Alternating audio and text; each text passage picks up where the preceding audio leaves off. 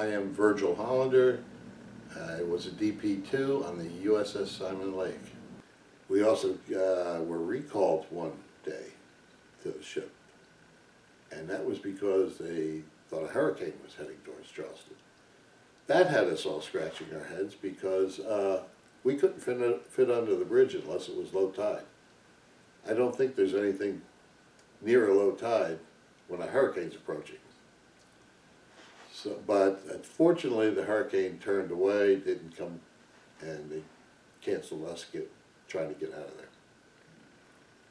Another time there was a recall because they thought we were going to get underway to go out, and one of the Apollo missions they thought was going to have to make an emergency landing in the Atlantic instead of the Pacific where they usually did.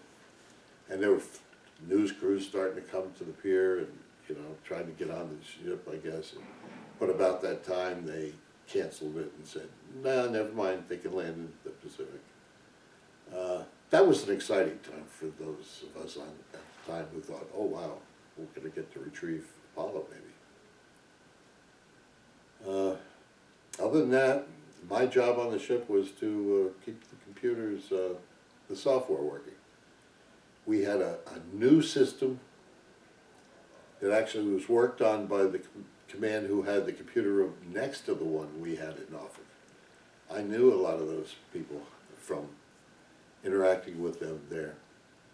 They developed a system, it was called MISSILE for short, Master Stock Status Listing. Had nothing to do with missiles, well, practically nothing to do.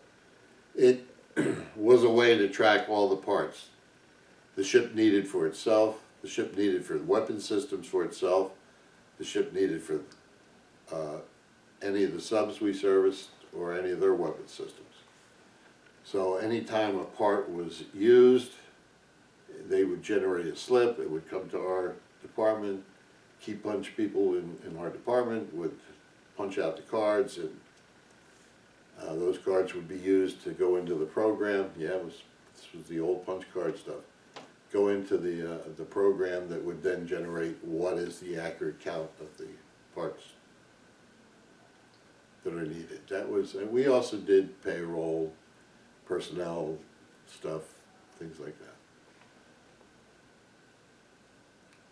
It was a good, interesting group of guys.